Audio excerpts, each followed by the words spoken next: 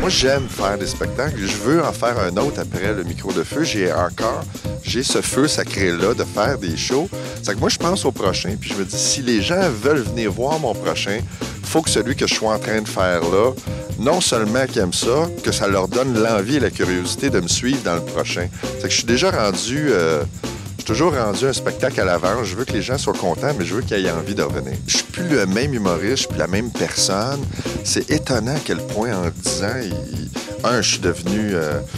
tu sais, il y a 10 ans, j'étais célibataire, pas d'enfant. Là, j'ai ma blonde et 2 enfants. Ça change tout mon univers mental.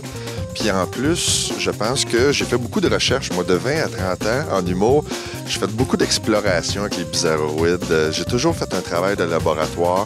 Ça fait 10 ans que je fais Les Auteurs du Dimanche, qui est un travail de laboratoire dans un petit café où il y a 60 spectateurs, puis on fait des shows juste pour ces 60 personnes-là, puis on déchire tout, puis on recommence la semaine d'après.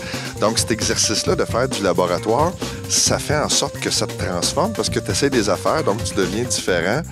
Et je pense que le show que je fais là, j'aurais jamais pu le penser il y a 10 ans. L'humour passe dans les cracks des drames, peu importe.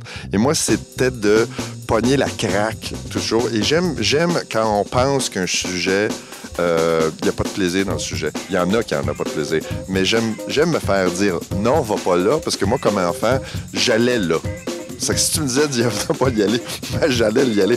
Donc, c'était tout. J'avais l'impression de faire des mauvais coups en fouillant dans ces sujets-là. Puis, ben, je suis content de mes mauvais coups. La seule chose que je me suis rendu compte en rodant le spectacle, c'est que, à un moment donné, je voulais aborder l'épuisement professionnel puis le burn-out. Puis, je me suis rendu compte que je pourrais pas faire beaucoup de jokes sur le burn-out parce qu'à Montréal, ça marche beaucoup, les jokes de burn-out. Mais en région, ils semblent être beaucoup moins touchés par le burn-out. Donc, les gens en région, le burn-out, non, ça, c'est une maladie de la ville.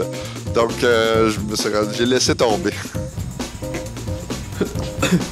Il est vraiment feu ton micro. C'est ça qu'elle m'a dit hier. Je te remercie.